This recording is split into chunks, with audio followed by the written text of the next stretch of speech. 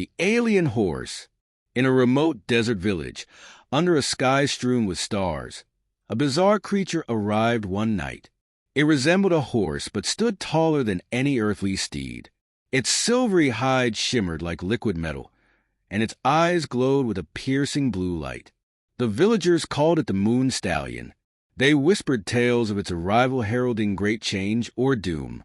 Rajiv, a bitter and cunning farmer, saw in the alien horse an opportunity. He despised his wife, Priya, who was kind and trusting to a fault. Her resilience in the face of his coldness enraged him, for he felt shackled by her presence. One evening, he concocted a plan. He approached the Moon Stallion, which had taken residence near an old well on the edge of the village. The creature seemed to regard him with an almost sentient curiosity. "You're a beast of great power," Rajiv whispered. "If you can rid me of her, I will reward you." The stallion snorted, a sound that seemed both mechanical and alive, and Rajiv took it as an agreement. That night, he led Priya to the well under the pretense of a romantic walk. She hesitated but followed him, sensing an unusual softness in his voice. As they approached the well, the Moon Stallion stood waiting, its metallic mane glinting in the moonlight. Priya gasped, captivated by its ethereal beauty. Rajiv, however, stepped back, smirking. "This creature will decide your fate, Priya." Before she could respond, the stallion reared, letting out a sound like 1,000 chimes ringing at once. Rajiv expected the beast to trample her, to erase her from his life. But instead, the unthinkable happened. The stallion lowered its head, touching Priya gently with its glowing horn. In an instant, Priya was enveloped in a radiant light. When the glow subsided, she stood transformed, taller, stronger, her eyes now glowing like the stallion's. She looked at Rajiv, no longer the meek woman he knew, but something more, something powerful. "You sought to destroy me," Priya said, her voice layered with an otherworldly resonance. "But the stallion has chosen to free me instead." Rajiv stumbled back, his smugness replaced with terror. The stallion let out another chime-like cry, and Priya mounted it effortlessly. Together, they vanished into the night, leaving Rajiv alone by the well, consumed by regret and fear. The next day, the villagers found Rajiv rambling about the Moon Stallion and his wife's transformation. Some pitied him, while others saw it as divine justice. Priya, however, was never seen again, but on nights when the moon was full, the villagers claimed to hear the distant sound of chimes, followed by the echo of a woman's laughter, free and wild. Chapter 1. The Arrival. The small, sleepy town of Evernight Falls had seen its share of peculiar events. Meteor showers that lit up the skies and strange noises emanating from the forest. But nothing could compare to the day the horse arrived. It happened after the storm. That was when Victor and Marla Stanton found the creature. In the morning fog, it stood silently in their meadow, towering above the rest of the herd.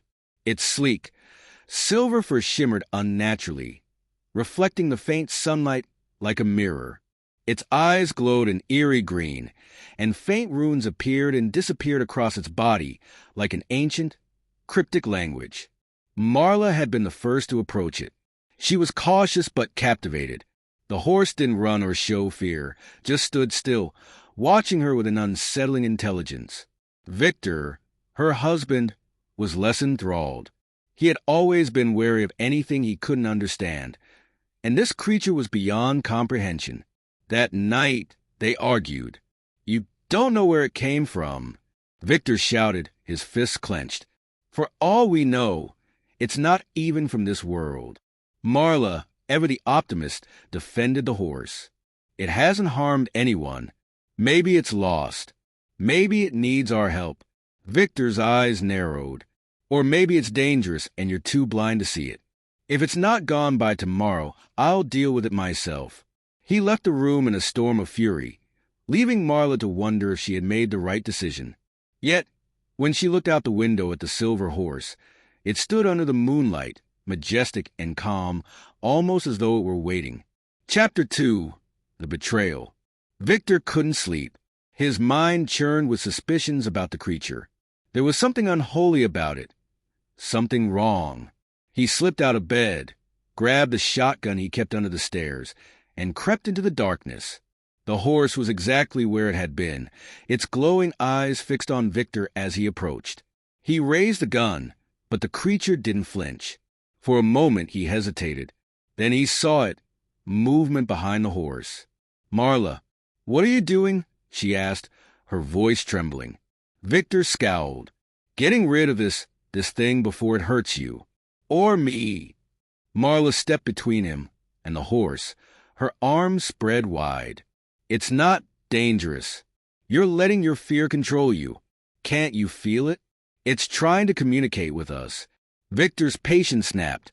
"Step aside, Marla. I'm not asking twice." But Marla refused to move. Frustrated and furious, Victor made his choice. He turned and stormed back into the house. If his wife wouldn't let him deal with the creature, then maybe it could deal with her. The plan was simple. Lock her in the pasture with the alien horse and wait. Surely the animal, with its unnatural power and otherworldly instincts, would react violently if provoked. He could feign ignorance afterward, claim it was an accident. That night, while Marla was asleep, Victor led her into the field. He whispered apologies she couldn't hear and left her under the stars. Then he stepped away and waited in the shadows. The horse noticed her immediately. It stepped forward, its glowing eyes locked on her sleeping form. Victor held his breath, expecting it to strike, to lash out. But instead, something unimaginable happened. The horse knelt down, lowering its head to Marla. Its glowing eyes softened and an ethereal hum filled the air. Marla stirred awake, and when she saw the horse, she smiled. She reached out a hand, and it touched her gently, a connection forming between them that Victor could only describe as impossible. Marla rose to her feet, her expression serene as the horse seemed to envelop her in its strange energy. Victor felt his chest tighten as she turned to face him, her eyes now glowing the same eerie green as the horse's. "Victor," she said, her voice echoing unnaturally, "you don't understand what you've done." And in that moment, Victor knew the horse hadn't come to harm them, but now it might have no choice. Chapter 3. A Twist in the Cosmic Bond. The alien horse stood in the dim light of the barn, its shimmering, translucent skin glowing faintly. Its 6 legs shifted silently on the straw-covered floor, its enormous black eyes reflecting the fear in Miranda's gaze. The husband, Samuel, stood outside, peeking through a crack in the barn wall. He clutched a rusted lantern, his heart thundering with anticipation. He had discovered the creature by accident weeks ago, stranded after a meteor shower. It communicated telepathically, showing him a terrifying power to annihilate anything in its path. Samuel's resentment toward Miranda had festered for years, and now he had a perfect, untraceable way to rid himself of her. "Finish her," he whispered, the words caught in a cold puff of his breath. But as Miranda cowered, something unthinkable happened. The alien horse, if one could still call it a horse, lowered its head, its shimmering mane folding like liquid silver. Instead of attacking, it let out a deep, resonant hum that seemed to vibrate through the entire barn. Miranda froze, her breath caught, as a strange warmth enveloped her.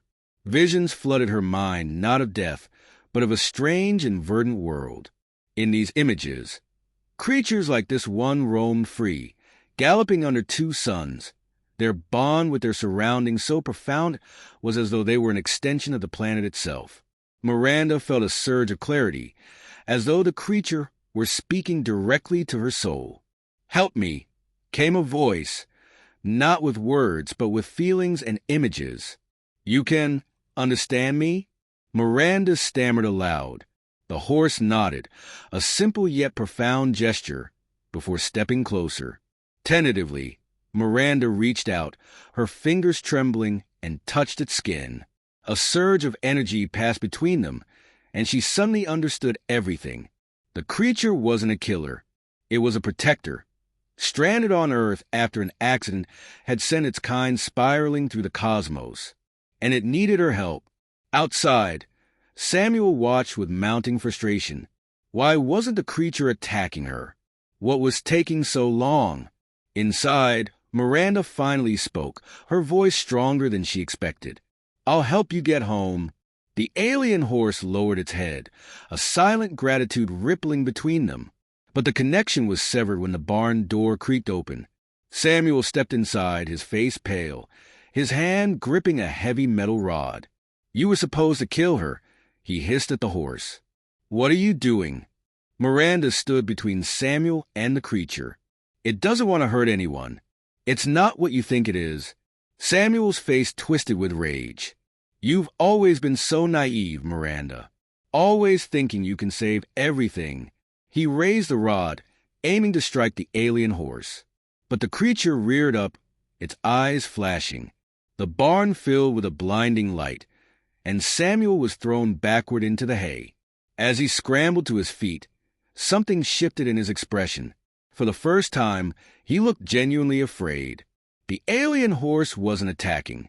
It was revealing its true power, and Samuel realized he had underestimated it. Chapter 4. A Pact Forged in Stardust. The light dimmed, leaving the barn in stunned silence. Samuel lay sprawled on the ground, his breathing ragged. The alien horse turned to him, its eyes now a deep, swirling violet. A series of images flashed in his mind. Its home planet, its kin, and the destruction wrought when their peaceful existence was interrupted by hunters who sought to harness their energy. It had fled to Earth to escape, but it couldn't survive here for long. For the first time, Samuel saw himself not as the master, but as the interloper. The shame was fleeting, replaced by desperation. He scrambled to his feet, his mind racing for a way to regain control. "If it doesn't kill her, I will," he muttered under his breath. "Samuel, stop!" Miranda's voice cracked through the tension. But Samuel lunged forward, raising the rod again. This time, the alien horse reacted instantly. Its 6 legs moved with impossible speed, placing itself between Miranda and her husband. The air seemed to shimmer around it, and suddenly, Samuel froze in place, unable to move a muscle. He was conscious, but paralyzed, staring into the creature's impenetrable gaze. Miranda stepped forward cautiously. "What are you doing to him?" she asked. The alien horse projected an answer directly into her mind, showing him what he must see. Samuel's wide eyes filled with terror as images overtook his mind. He saw himself as Miranda must see him, a man consumed by bitterness, his ambition, and anger leaving no room for love. Then he saw the alien horse's memories again, but this time he understood their meaning more deeply. The creatures weren't just fleeing hunters. They were seeking allies. The paralysis lifted, and Samuel crumpled to the ground, shaking. I didn't know," he whispered. Miranda knelt beside him, hesitant but resolute. "It's not too late to make things right, Samuel." The alien horse bowed its head, extending its shimmering mane toward both Miranda and Samuel. In a moment of profound silence, it offered them a choice. They could aid it in returning to its home, or they could remain trapped in their cycle of mistrust and destruction. Miranda reached out first, her fingers intertwining with the mane. A moment later, Samuel, trembling but resolute, did the same. A burst of light engulfed the barn, and they were no longer in the dim, hay-filled room. They stood in an open field beneath twin suns, surrounded by the alien horse's kin. The choice was clear: a new beginning, or a return to the darkness they had left behind.